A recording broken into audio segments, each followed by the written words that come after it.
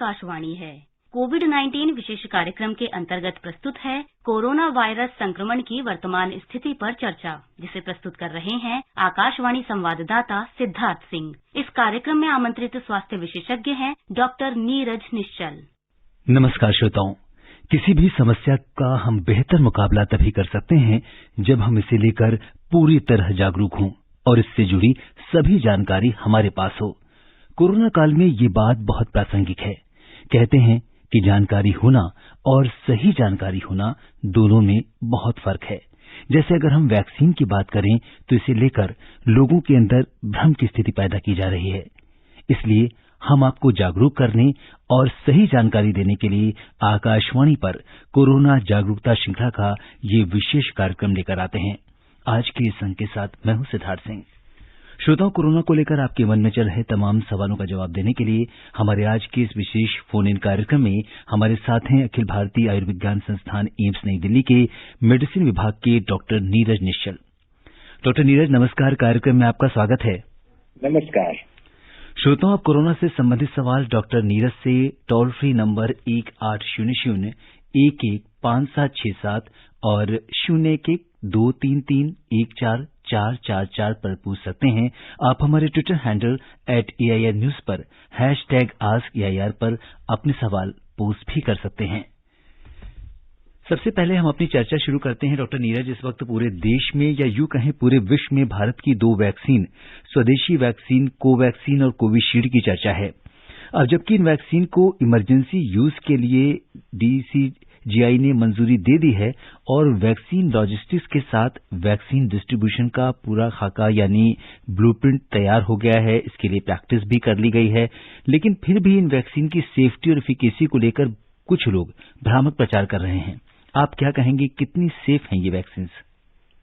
देखिए, वैक्सीन ये जो पैंडेमिक ओवरऑल जो सिचुएशन था उसमें जो शुरुआती स्टेज था उसमें काफी कंफ्यूजन था लोगों के मन में और काफी कंफ्यूजन अब वापस से क्रिएट किया जा रहा है इस वैक्सीन को लेके, क्योंकि एक समय था जब सभी यही पूछते थे कि भाई वैक्सीन कब आएगी, और जब एक बार वैक्सीन आ गई तो लोग अब के मन में ये शंकाएं लोग पैदा करने की कोशिश कर रहे हैं, क्या ये वैक्सीन सेफ है। तो मैं ये सिर्फ कहना चाहूंगा कि कोई भी दवाई या कोई भी वैक्सीन अगर इतने लार्ज स्केल पे यूज करने की परमिशन दी जाती है तो डेफिनेटली उससे रिलेटेड जो भी इम्पोर्टेंट इन्फॉर्मेशन है, जो सबसे इम्पोर्टेंट चीज जो मैं मानूंगा किसी भी दवाई या वैक्सीन से रिलेटेड है, वो है सेफ्टी। तो जो सेफ्टी जो किसी भी दवाई या वैक्सीन का जो पता करने का जो स्टेज होता है वो इनिशियल स्टेज होता है। फेज 1 ट्रायल में हम सेफ्टी के बारे में कि भाई ये देने से क्या इंसानों में कोई दिक्कत आएगी, सबसे पहला स्टेज वही होता है। तो उससे अगर हम सेफ मानते हैं उसके बाद ही आगे के फेजेस में जाते हैं। तो डेफिनेटली ये कोई भी दवाई या वैक्सीन यूजुअल सिचुएशन में जब लॉन्च होता है तो ये सारे ट्रायल्स होते हैं और एक लॉन्ग टर्म सेफ्टी डेटा इकट्ठा किया जा सकता है जिसमें 3 से 4 साल तक का टाइम लगता है। लेकिन ये पैंडेमिक सिचुएशन है, अगर हम 3-4 साल तक वेट करें इस लॉन्ग टर्म सेफ्टी डेटा का तो डेफिनेटली काफी देर हो चुकी होगी, काफी जानें हम गंवा चुके होंगे। तो मेरा मानना है कि ये वैक्सीन सेफ है। डेफिनेटली जो भी रेगुलेटरी एजेंसीज ने वो सारे डेटा देखें। अगेन सब कुछ पब्लिक डोमेन में अवेलेबल होना मुश्किल होता है। आज के समय में सभी एक्सपेक्ट करते हैं कि सारी इन्फॉर्मेशन उन्हें पब्लिक डोमेन में तुरंत मिल जाए, तो कई बार पॉसिबल नहीं होता है। तो इन्फॉर्मेशन अगर पब्लिक डोमेन में नहीं है इसका ये मतलब नहीं कि रेगुलेटरी एजेंसीज ने ध्यान नहीं दिया है जी। तो मेरा मानना है कि ये वैक्सीन सेफ है। जहां तक एफिकेसी की बात है, एफिकेसी ठीक है, 90% अगर कोई क्लेम कर रहा है, हो सकता है 90% ना हो, लेकिन मेरा मानना है कि अगर ये 50-60% भी एफिकेशियस है तो डेफिनेटली इस पैंडेमिक को रोकने में काफी इम्पोर्टेंट हेल्प होगा। इसलिए मेरा मानना है कि ये वैक्सीन जो है इसके बारे में लोग जो भ्रामक इन्फॉर्मेशन फैलाए जा रहे हैं उस पर ध्यान न दें। जो भी वेरीफाइड सोर्सेज इन्फॉर्मेशन के, चाहे वो गवर्नमेंट वेबसाइट्स हो, ICMR की वेबसाइट हो, एम्स वेबसाइट हो, ऐसे इन्फॉर्मेशन पे ही विश्वास करें। ये व्हाट्सएप और सोशल मीडिया पे जो वायरल मैसेज होते हैं उस पर विश्वास न करें। डॉक्टर नीरज, अगर हम देखें तो किसी भी वैक्सीन या कोई भी नई दवा जब वो अप्रूवल के लिए जाती है drug controller general of India के पास तो बहुत ही कड़े मानदंडों से होकर उसे गुजरना पड़ता है। और ऐसे में जबकि पूरे विश्व की निगाहें हमारे देश की तरफ हैं, वहां पे हम जो वैक्सीन बना रहे हैं और जो लोगों के लिए उसका अप्रूवल दे रहे हैं उसे लेकर बहुत कड़े नियम बनाए गए हैं, हम ये कह सकते हैं कि बहुत उच्च मानदंड बनाए गए हैं। आप क्या कहेंगे इस बारे में? नहीं, ये बिल्कुल सही बात है, क्योंकि इसलिए मानदंड काफी स्ट्रिंजेंट रखना है, क्योंकि अगर आप देखें कि ये जो वैक्सीन है एक तरह से देश के हर नागरिक को एक तरह से जरूरत पड़ने वाली है, सभी को लगाने की बात है। तो अगर कोई भी ऐसे साइड इफेक्ट या कुछ इस तरह की सेफ्टी कंसर्न हैं तो वो काफी मैग्नीफाई हो जाएंगे पूरे पॉपुलेशन में जितने लोगों में हम दे रहे हैं। तो डेफिनेटली रेगुलेटरी एजेंसीज ऐसे चांसेस लेने में विश्वास नहीं रखेंगी, ऐसी कोशिश करेंगी कि इस तरह का कोई भी सिचुएशन अराइज ना हो। तो डेफिनेटली स्ट्रिंजेंट जो भी रेगुलेशंस हैं, जो भी मापदंड उन्होंने रखे हैं वो स्ट्रिंजेंट हैं, और रिस्क बेनिफिट एनालाइज करके कि इस वैक्सीन के बेनिफिट ज्यादा है बनाम रिस्क के, वो ये इमरजेंसी यूज ऑथराइजेशन उसी के तहत दवाइयों को अप्रूवल दी गई है ताकि इस पेंडेमिक को रोकने में हेल्प मिले। एंड आई एम श्योर जो भी वैक्सीनेटेड हो रहे हैं उसके लिए एक स्ट्रेटेजी तैयार की गई है, उनका प्रॉपर एक तरह से फॉलोअप भी होगा जिससे किसी में कोई दिक्कत तो नहीं आ रही, वो फॉलोअप भी करने की कोशिश की जाएगी। तो आई थिंक इससे कोई लोगों को परेशान होने की जरूरत नहीं है और इसमें कोई घबराने की जरूरत नहीं। डॉक्टर नीरज, आपसे जानना चाहेंगे कि एक बार वैक्सीन लगवाने के बाद इसकी इम्यूनिटी या एंटीबॉडीज कितने दिनों तक बनी रहती हैं? तो यहाँ पे 2-3 चीजें मैं बताना चाहूंगा कि एक तो सबसे पहले कि इस वैक्सीन को एक तरह से मैजिक बुलेट अगेन न ट्रीट किया करे लोग कि वैक्सीन लगने के बाद वो बिल्कुल फुल प्रूफ हो गए हर चीज से, ऐसा नहीं होता है जैसे हम एफिकेसी की बात करते हैं जी। और वैक्सीन लगने के बाद एक समय है जिसके बाद ही हम एंटीबॉडी रिस्पॉन्स एक्सपेक्ट करते हैं जो कि उस इंसान में प्रोटेक्टिव होगा, जो कि बीमारी के कॉम्प्लिकेट होने की पॉसिबिलिटी कम करेगा। तो नॉर्मली हम एक्सपेक्ट करते हैं कि फर्स्ट डोज के 2 हफ्ते बाद इम्यूनिटी डेवलप होनी शुरू हो जाती है, लेकिन अगर ध्यान रहे कि 2 डोज लगाने की हम बात कर रहे हैं, पहले डोज के बाद जो दूसरा डोज है वो 4 हफ्ते के गैप पे लगेगा। तो एक बार 2 डोज लग गया उसके बाद ही पूरी तरह से इम्यूनिटी डेवलप होती है। डेफिनेटली इम्यूनिटी 2 हफ्ते के बाद डेवलप होनी शुरू हो जाएगी, लेकिन जब तक वैक्सीनेशन की कंप्लीट सीरीज पूरी ना हो जाए तब तक पूरी तरह से इम्यूनिटी डेवलप होने की पॉसिबिलिटी थोड़ी कम रहती है जी। तो इसलिए बहुत जरूरी है कि वैक्सीन के साथ साथ जो हम कोविड अप्रोप्रिएट बिहेवियर की बात करते हैं वो हम फॉलो करते रहें। डॉक्टर नीरज, वैक्सीन का स्टोरेज एक बड़ी चुनौती होती है। अगर हम देखें तो फाइजर कंपनी की वैक्सीन को -70 डिग्री सेल्सियस पर स्टोर करना पड़ता है, जिसका असर इसकी कीमत पर भी पड़ता है। लेकिन भारत की कोवैक्सीन और कोविशील्ड को आम रेफ्रिजरेटर में रखा जा सकता है। आप इस पर क्या कहेंगे? नहीं, ये बहुत ही इम्पोर्टेंट है क्योंकि अगर आप देखें कि हमारे देश में जो universal vaccination policy already in place है तो उसका जो इंफ्रास्ट्रक्चर है ऑलरेडी एग्जिस्टिंग है। तो ये जो वैक्सीन हैं उन्हें इंफ्रास्ट्रक्चर को यूज करके हम मास स्केल पे बहुत जल्दी पहुंचा सकते हैं। इसलिए one of the most important reason why ये जो कोविशील्ड और कोवैक्सीन की हम बात कर रहे हैं हमारे कंट्री के लिए आइडियली सूटेड है, क्योंकि इनके ट्रांसपोर्टेशन स्टोरेज में काफी आसानी होगी। हमारे ट्रॉपिकल कंट्री होने के कारण हमें बहुत ज्यादा नए इंफ्रास्ट्रक्चर तैयार करने की जरूरत नहीं पड़ेगी। अगर यही हम फाइजर की वैक्सीन की बात करें, मॉडर्ना वैक्सीन की बात करें, जिन पे टेम्परेचर रिक्वायरमेंट रिलेटिवली और कम है, तो वैसे में इंफ्रास्ट्रक्चर तैयार करना एक चैलेंज होता है। इंडिया जैसे बड़े कंट्रीज में रिमोट एरियाज है, काफी उस तरह की जगह है, तो इस हिसाब से डेफिनेटली ये कोविशील्ड और कोवैक्सीन है वो हमारे कंट्री के लिए बहुत ही आइडियल है, बेटर सूटेड है। डॉक्टर नीरज, वैक्सीन लगवाने पर कभी कभी हमें हल्का बुखार आ जाता है या कुछ अन्य लक्षण भी देखने को मिलते हैं। कोरोना वैक्सीन में भी क्या ऐसे लक्षण आ सकते हैं और ये कितने आम होते हैं? देखिए, कोई भी वैक्सीन हो, अगर आपने अपने बच्चों की भी वैक्सीनेशन कराते रहते हैं तो हमेशा हम वैक्सीनेशन के बाद डॉक्टर हमेशा बताता है कि हाँ, बच्चे को दर्द के चलते रोने की टेंडेंसी हो सकती है, बुखार आ सकता है, बॉडी एक की कंप्लेन हो सकती है। इस तरह के जो है कॉमन कंप्लेंट्स होते हैं वैक्सीन के बाद, जो कि बहुत ही माइनर से साइड इफेक्ट्स हैं जो अपने आप ठीक हो जाते हैं। तो किसी भी वैक्सीनेशन के बाद इस तरह की पॉसिबिलिटी हमेशा रहती है। तो ये जो इंजेक्शन साइट पे दर्द होना, थोड़ा बहुत लो ग्रेड फीवर आना, बॉडी एक होना, ये सब चीजें हो सकती हैं, बट ये अपने आप रिजॉल्व हो जाती है। मैक्सिमम किसी को पैरासिटामोल देने की जरूरत पड़ेगी और उस हिसाब से ये बहुत ही माइनर साइड इफेक्ट्स हैं जो किसी भी वैक्सीन के साथ हो सकता है। जी, और ये साइड इफेक्ट बहुत लॉन्ग लास्टिंग नहीं है, बहुत कम समय के लिए होते हैं और किसी भी वैक्सीन के साथ ये आम है। इसी तरह से ये कोरोना वैक्सीन के साथ भी आम लक्षण है।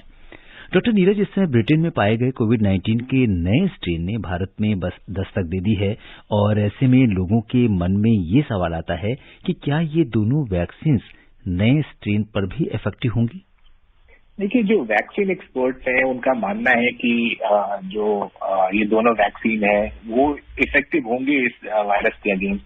जैसे हम अगर बात करें कोवैक्सीन की बात करें, जो इनएक्टिवेटेड वायरस है, यानी एक तरह से कंप्लीट वायरस हम इनॉकुलेट करेंगे जो कि हमने इनएक्टिवेट कर दिया है। तो एक बार जब वायरस कंप्लीट बॉडी में इनॉकुलेट होता है तो उसके ढेर सारे एंटीजेनिक साइट्स होते हैं और उसके अगेंस्ट एंटीबॉडी बन जाते हैं। तो जो म्यूटेंट वायरस होंगे उनमें भी ये कुछ कॉमन एंटीजेंस होंगे ही होंगे। इसलिए थियोरेटिकली ये बिल्कुल पॉसिबल है कि ये जो भी वैक्सीन हम जो बात कर रहे हैं वो इन वायरस के जो म्यूटेंट वायरस है उनके अगेंस्ट भी एक्ट करेंगे। लेकिन डेफिनेटली ये समय ही बताएगा कि ये कितना थ्योरी जो है वो प्रैक्टिकल में कन्वर्ट होता है। क्या हमें आगे जाके इन वैक्सीन में कुछ ट्विकिंग करनी पड़ेगी, जैसे हम जो ईयरली इन्फ्लुएंजा शॉट्स की बात करते हैं जिसमें हम अलग अलग स्ट्रेन लेते हैं, तो ये ऐसी पॉसिबिलिटी होगी, बट वो समय के साथ ही पता चलेगा। जी। और डॉक्टर नीरज, आपसे ये भी जानना चाहेंगे कि जो दो वैक्सीन जिनका अप्रूवल हमें मिला है, इन दोनों में क्या अंतर है? तो जैसे जो वायरस जो भी वैक्सीन बनाने का तरीका होता है उसमें हम ये डिसाइड करते हैं कि क्या हमारा मोड ऑफ जो एंटीजन जो वायरस का है, जो स्पेसिफिक जिसके अगेंस्ट हम एंटीबॉडी बनाना चाहते हैं, वो किस वे में डिलीवर करें। तो जैसे हम जो ये कोवैक्सीन और कोविशील्ड की बात करें, जैसे कोवैक्सीन में कंप्लीट इनएक्टिवेटेड वायरस है जिसको हम इनॉकुलेट करेंगे जी, उसके अगेंस्ट वायरस है। वैसे ही जो दूसरा कोविशील्ड है उसमें एक कैरियर के थ्रू इनएक्टिवेटेड वायरस जो होगा वो हम ट्रांसमिट करने की कोशिश करते हैं, जिसके अगेंस्ट फिर स्पेसिफिक पार्ट ट्रांसमिट होता है जिसके अगेंस्ट एंटीबॉडीज बनते हैं और फिर जो है एंटीबॉडीज हमारे बॉडी में बनते हैं जी। तो बेसिक डिफरेंस जो टाइप ऑफ वायरस हमने कंप्लीट वायरस लिया है या पार्शियल वायरस लिया है, स्पेसिफिक पार्ट लिया है, जैसे ये मॉडर्ना और जो आपके जो एस्ट्राजेनेका की मॉडर्ना और जो फाइजर के जो वैक्सीन की हम बात करते हैं, वो मैसेंजर आरएनए टेक्निक से बेसिकली वो अपने आप एक मैसेंजर आरएनए इंसर्ट किया जो इस वायरस के अगेंस्ट एंटीबॉडीज बनाने में हेल्प करेगा। तो ये वेरियस टेक्निक्स हैं जिसके थ्रू हम बॉडी में एंटीबॉडीज बनाने के तरीके ढूंढते हैं, बनाते हैं, ताकि इस वायरस के अगेंस्ट हमें प्रोटेक्शन मिले। और अब कार्यक्रम में हमारे बहुत सारे ऐसे श्रोता हैं जो आपसे सवाल करना चाहते हैं, उनके मन में कई तरह की शंकाएं हैं। और सबसे पहले हम रुख करते हैं उत्तर प्रदेश में बाराबंकी का, जहां से सुशील कुमार जी कार्यक्रम में जुड़ गए हैं। सुशील जी नमस्कार। जी सिद्धार्थ सर, आपको भी नमस्कार, आपको नए साल की ढेरों बधाई। जी आपको भी बहुत बहुत शुभकामनाएं। अपना सवाल पूछिए। आपका हम प्रोग्राम जी 6 महीने से सुन रहे हैं, लगातार कॉल करते हैं, हमारी कॉल लगती नहीं थी, आज हमारी कॉल पहली बार लगी है। नहीं, हम आपको ये बता दें कि इस कार्यक्रम में बहुत सारे हमारे श्रोता हैं जो सवाल पूछते हैं, और अगर आप थोड़ा सा प्रयास करेंगे तो निश्चित तौर पर आपकी कॉल लगेगी। थोड़ा इंतजार जरूर करना पड़ता है, अपना सवाल पूछ सकते हैं। लगातार कर रहे हैं कॉल, रोज आधा घंटा का प्रोग्राम आता है, जब तक प्रोग्राम खत्म होता है तब तक हम कॉल करते हैं, मगर लगती नहीं थी, आज लग गई है। जी चलिए, अभी बहुत खुशी की बात है कि आपकी कॉल लग गई है और इस समय आपके सवालों का जवाब डॉक्टर साहब देंगे। आप अपना सवाल सर, हमको ये जानकारी लेनी थी, हमारे पिछले साल में टीबी हो गई थी जी। तो सर हमारे टीबी हो गई, तो टीबी तो ठीक आ गई है, मगर हल्की हल्की हमारी सांस अभी भी फूलती, तो हमको ये दवाई मिलेगी? जी डॉक्टर नीरज, कोमॉर्बिडिटी के केस में अगर हम देखें तो अगर ट्यूबरकुलोसिस हो गया है, पूरी तरह से शायद ठीक नहीं हुआ है, अभी सांस फूलती है, तो ऐसे में क्या ऐसे पेशेंट्स को वैक्सीन देने में किस तरह की प्राथमिकता मिलेगी? तो डेफिनेटली जो कोमॉर्बिडिटीज के साथ पेशेंट है जिसमें इस बीमारी के होने पे कॉम्प्लिकेशन होने के चांसेस ज्यादा हैं, ऐसे लोग को प्रायोरिटी देने की बात है, जो भी लिस्ट तैयार हुआ है।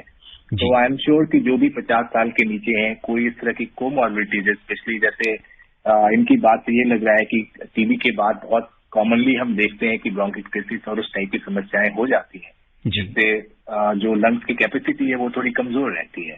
तो ऐसे लोगों को डेफिनेटली प्रायोरिटी मिलेगी, लेकिन जब तक उन्हें वैक्सीन नहीं लग जाता, मैं फिर से यही कहूंगा, यही बात दोहराऊंगा कि तब तक अपने आप को सुरक्षित रखें, कोविड एप्रोप्रिएट बिहेवियर की जो हम बात करते हैं वो फॉलो करते रहें। जी, और हमारे साथ जो श्रोता अभी अभी कार्यक्रम से जुड़े हैं उन्हें हम बता दें कि कोरोना जागरूकता श्रृंखला के आज के इस विशेष कार्यक्रम में श्रोताओं के सवालों का जवाब दे रहे हैं अखिल भारतीय आयुर्विज्ञान संस्थान एम्स नई दिल्ली के मेडिसिन विभाग के डॉक्टर नीरज निश्चल। और अब हम रुख करेंगे बिहार का, जहां से निसार अहमद जी हमारे साथ कार्यक्रम में जुड़ गए हैं। निसार जी नमस्कार। सलाम सर जी, अपना सवाल। जी, मेरा सवाल है कि सैनिटाइजर से जब हम हाथ धोते हैं जी, उसके बाद थोड़ी देर में वो सूख जाता है जी, उस हाथ से बगैर धोए हुए कोई सूखा पदार्थ जैसे बिस्किट हो या फल हो जी, हम ले सकते हैं कि नहीं उस हाथ से बिना धोए हुए? जी डॉक्टर नीरज, ये बहुत अहम सवाल है। सैनिटाइजर के जी प्रयोग के बाद हम कुछ और खा सकते हैं या नहीं? जैसे डायरेक्टली अगर हमारे पास हाथ धोने की पूरी व्यवस्था नहीं है तो उस समय कितना सेफ है सैनिटाइजर को यूज करने के बाद किसी भी खाद्य पदार्थ का सेवन करना? देखिए, जो हैंड सैनिटाइजर होता है वो एक तरह से आप कहिए कि इमरजेंसी यूज के लिए रखना चाहिए। अगर आपके हाथ विजिबली गंदे नहीं है, आपको लगता है कि मे बी आपने कोई ऐसी चीज टच की होगी जिससे आपके हाथ में इन्फेक्शन आ सकता है, तो डेफिनेटली ऐसे सिचुएशन में सैनिटाइजर यूज करना चाहिए। और सैनिटाइजर यूज करने का जो सबसे इम्पोर्टेंट तरीका है कि इसको लगाने के बाद हाथ को ड्राई होने दें। इसमें इस प्रोसेस में 20 से 30 सेकंड का टाइम लगता है नॉर्मली, अच्छे से अगर आपने लगा के इसको ड्राई होने दिया तो एक बार जब हाथ ड्राई हो जाता है दैट मीन्स कि सैनिटाइजर ने उस समय तक अपना काम कर दिया होगा। अब सेफ है आपका हाथ, किसी भी खाने को चीज को अगर आप खाना चाहते हैं तो आप खा सकते हैं। तो सैनिटाइजर ड्राई होने के बाद ही वो इफेक्टिव होता है। तो वो गीले सैनिटाइजर को इफेक्टिव सैनिटाइजर न मानेंगे। एक बार जब हाथ ड्राई हो जाता है तो ही सैनिटाइजर जो है इफेक्टिव हो गया, उसका एक हॉलमार्क है। डॉक्टर नीरज, क्या हम कह सकते हैं कि एक सही सैनिटाइजर की पहचान, जैसे उसका इवेपोरेट हो जाना या ड्राई हो जाना, क्या इस बात का प्रमाण है कि जो हमने सैनिटाइजर मार्केट से खरीदा है वो असली है या उसमें किसी तरह की कोई मिलावट नहीं है? नहीं, देखिए, जो ये इवेपोरेट तो कुछ भी और भी चीजें हो सकती हैं, तो डेफिनेटली इसको एक हॉलमार्क नहीं मानना चाहिए। डेफिनेटली उसकी जो कंपोजिशन है उसको ध्यान से पढ़े, कितना परसेंटेज अल्कोहल है या किस तरह का सैनिटाइजर है। उसके बाद कोई स्टैंडर्ड उसमें जो मानकता के प्रमाणक का कोई साइन है या नहीं, इन सब चीजों को देखते हुए ही सैनिटाइजर खरीदे। सिर्फ वो इवेपोरेट हो जा रहा है इसलिए वो अच्छा सैनिटाइजर है, ऐसा मैं बिल्कुल नहीं कह रहा। जी, और अब हम रुक करते हैं उत्तर प्रदेश में बलरामपुर का, जहां से रिंकी तिवारी जी कार्यक्रम में जुड़ गई हैं। रिंकी जी नमस्कार, स्वागत है आपका कार्यक्रम में। जी नमस्कार सर, स्वागत के लिए आपको बहुत बहुत धन्यवाद सिद्धार्थ जी। और डॉक्टर सर को भी मेरा नमस्कार। नमस्ते जी, बताइए क्या पूछना चाहती हैं?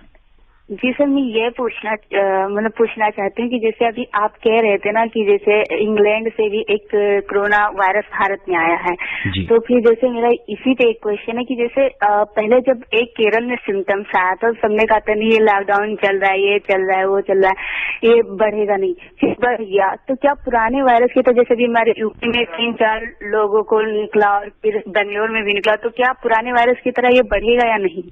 हम ये जानना चाहते हैं। Thank you. जी डॉक्टर नीरज, जैसा कि कहा जा रहा है कि ब्रिटेन का ये जो नया स्ट्रेन है कोरोना वायरस का, ये इसकी जो इन्फेक्टिविटी है वो बहुत ज्यादा है नॉर्मल वायरस के कंपैरिजन में, तो ऐसे में क्या इसकी संक्रमण के चांसेस बहुत हाई हैं?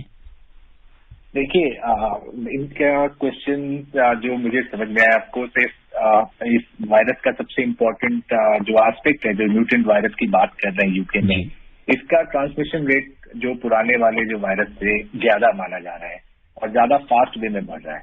तो अगर ये जानना चाहें कि क्या ये हमारे देश में बहुत तेजी से फैल जाएगा, तो मैं इसका यही जवाब दूंगा, ये हमारे हाथ में है कि हम इस वायरस को इस देश में फैलने दें या न दें।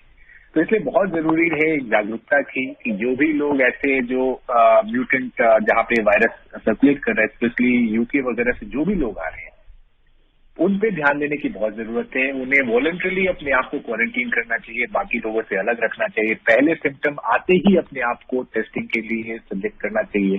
इसी वे में वायरस को इंडिया में एक तरह से पैर जमाने से पहले हमें रोकना पड़ेगा, क्योंकि अगर फिर जैसे हमने बताया, आपने भी बताया कि इसका ट्रांसमिशन रेट बहुत ज्यादा है, क्योंकि अगर एक बार ये देश में अगर कॉमन हमारे सोसाइटी में घुस गया तो इसको रोकना अगेन फिर उसी तरह से मुश्किल हो जाएगा। तो ये अब हमारे हाथ में ही है कि हम कितनी सतर्कता के साथ इस वायरस को पहले से रोक रहे हैं। जी, और श्रोताओं, हमारी फोन लाइन खुली हुई है। हमारा टोल फ्री नंबर है 1800115767। इस पर आप फोन करके आप अपने सवालों के जवाब पा सकते हैं और आपके सवालों का जवाब दे रहे हैं डॉक्टर नीरज निश्चल। और डॉक्टर नीरज, जिस तरह की बातें चल रही हैं वैक्सीन को लेकर, और सबसे ज्यादा आपसे ये जानना चाहेंगे कि बहुत सारी इस समय, जैसा कि प्रधानमंत्री जी ने भी कहा कि जब भी वैक्सीन को लेकर लोगों को जागरूक करने की बहुत आवश्यकता है, और शायद आकाशवाणी पर भी हमारी यही कोशिश रहती है कि हम लोगों को सही और सटीक जानकारी दें। इस समय बहुत सारे लोग इसके बारे में भ्रम की स्थिति फैला रहे हैं, तो आप क्या कहेंगे, लोगों को सोर्स ऑफ इंफॉर्मेशन किस तरीके का रखना चाहिए ताकि उन्हें सही जानकारी उन तक पहुंच सके?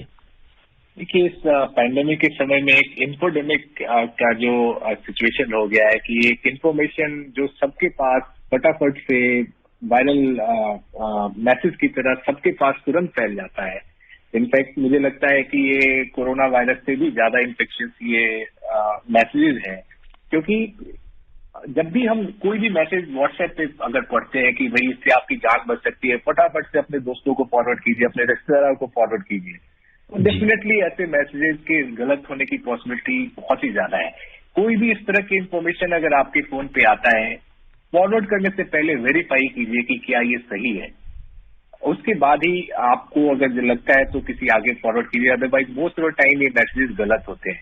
तो मुझे लगता है कि कोई भी कोविड-19 से रिलेटेड इंफॉर्मेशन, चाहे वो वैक्सीन से हो, बीमारी से हो, ट्रीटमेंट से हो, वेरीफाइड सोर्सेज जो है मिनिस्ट्री ऑफ हेल्थ की वेबसाइट हो, ICMR की वेबसाइट हो, एम्स की वेबसाइट हो, इस तरह के जो रेप्यूटेड वेबसाइट्स हैं उनके थ्रू ही जो इन्फॉर्मेशन मिलते हैं उस पर आप रिलाई कीजिए।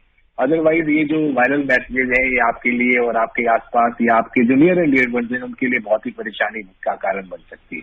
जी, और डॉक्टर नीरज, अब दिल्ली से हमारे साथ तापस कुमार जी कार्यक्रम में जुड़ गए हैं। हेलो जी, तापस जी नमस्कार, कार्यक्रम में स्वागत है आपका। जी सर, मैं अक्सर देखता हूँ हमारा भारतीय समाज में, सुब्बो समाज में बहुत एजुकेटेड मैन है, उनमें से कुछ चुनिंदा मनुष्य है जो सरकार का दिशा निर्देश पालन नहीं कर रहा है। ये दुख का सहित मैं आपको ये बात शेयर कर रहा हूँ, आप थोड़ा सा समझाइए। ये जो पालन, जो सरकार जो कोरोना के खिलाफ जो लड़ाई के लिए जो दिशा निर्देश जारी किया है, उनके बारे में थोड़ा विस्तार से वर्णन कीजिए, क्योंकि मैंने तो बहुत समझाया लेकिन बहुत एजुकेटेड मैंने देखता हूँ अक्सर पालन करता नहीं।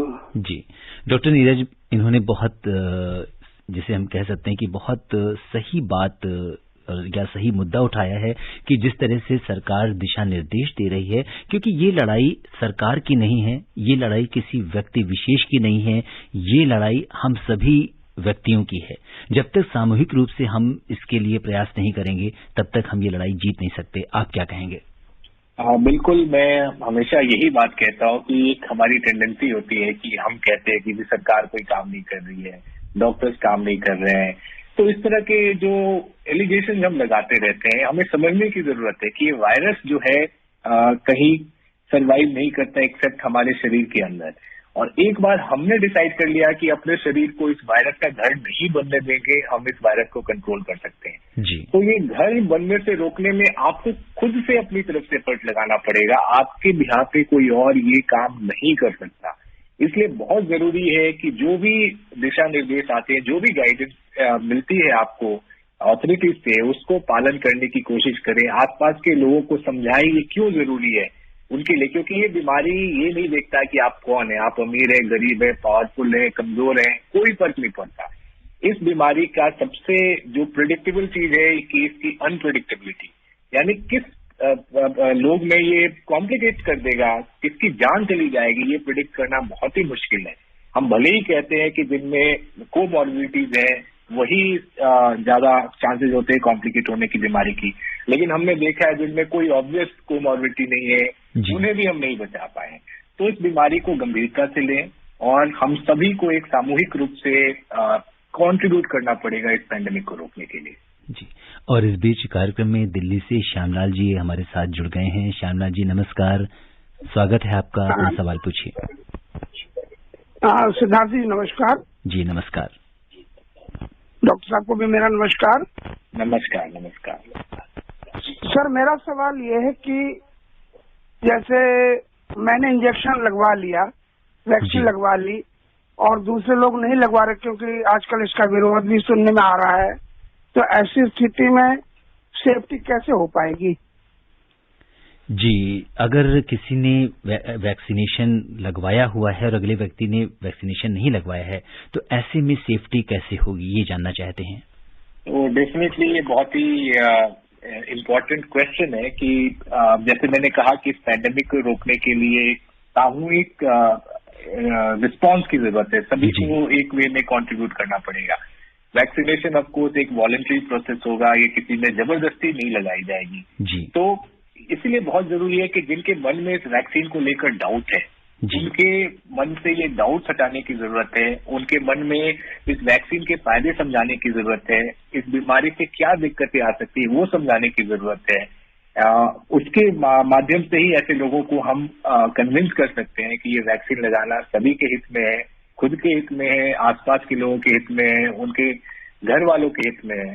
तो ये बहुत जरूरी है कि एक कंसल्टेड एफर्ट होगा जो ऑलरेडी गवर्नमेंट एजेंसीज कर रही है, और होपफुली ये लोगों को हम समझाने में सक्सेसफुल रहेंगे कि ये वैक्सीन बहुत जरूरी है जी। और जैसा कि अगर आपसे ये जानना चाहें कि जो वैक्सीन अगर किसी, जैसे हम बात करते हैं रोग प्रतिरोधक क्षमता या इम्यूनिटी की, तो क्या डॉक्टर नीरज किसी व्यक्ति की इम्यूनिटी को नापने का कोई तरीका है कि हम ये बता सके कि इसकी इम्यूनिटी कितनी अच्छी है? नहीं, ऐसा कोई टेस्ट नहीं है जिससे हम कह सके कि ठीक है ये इस इंसान की इम्यूनिटी बहुत अच्छी है।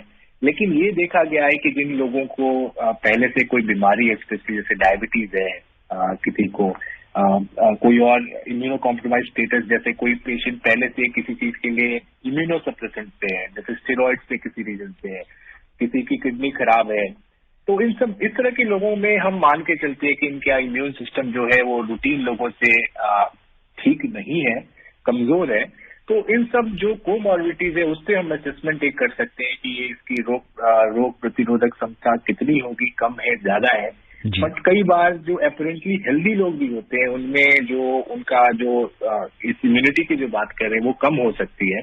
तो कोई ऐसा स्पेसिफिक टेस्ट नहीं है जिससे हम आइडेंटिफाई कर सके कि ये पर्टिकुलर इंसान की इम्यूनिटी बहुत अच्छी है, इसलिए सावधानी सभी को बरतने की जरूरत है। बट स्पेशली जिनमें कोमॉर्बिडिटीज है उनमें जो इम्यून सिस्टम है उनका डेफिनेटली कमजोर है जी।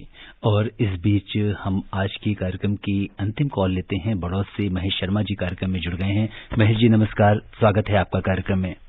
नमस्कार जी। मैं मालूम करना चाह रही थी, सैनिटाइजर होता है उससे जो बार बार हाथ धोते हैं जी, तो एलर्जी हो जाती है, उसका क्या उपाय करेंगे? जी डॉक्टर नीरज, ये बहुत अहम सवाल है कि बहुत फ्रीक्वेंट यूज करने से सैनिटाइजर से अक्सर लोगों में स्किन एलर्जी हो जाती है, तो इससे हम कैसे बच सकते हैं? तो इसीलिए जो हम कहना चाहते हैं कि अगर सैनिटाइजर को एज एन इमरजेंसी यूज के लिए रखें कि जहाँ पे साबुन पानी से हाथ धोने की फैसिलिटी नहीं है, आप अप्रोच नहीं कर सकते साबुन पानी, तभी आप सैनिटाइजर यूज करें। अदरवाइज साबुन पानी से हाथ धोना हमेशा ही एडवाइजेबल होगा। और जिन लोगों को स्पेसिफिकली एलर्जी है इन सैनिटाइजर के कंपोनेंट से, उन्हें तो डेफिनेटली सैनिटाइजर की बजाय साबुन पानी से हाथ धोना चाहिए, उसके अलावा और कोई उपाय नहीं है जी। तो श्रोताओं, समय इजाजत नहीं दे रहा कि हम इस चर्चा को आगे बढ़ाएं। डॉक्टर नीरज, आप आकाशवाणी के श्रोताओं को चलते चलते क्या एक दो इम्पोर्टेंट टिप्स देंगे?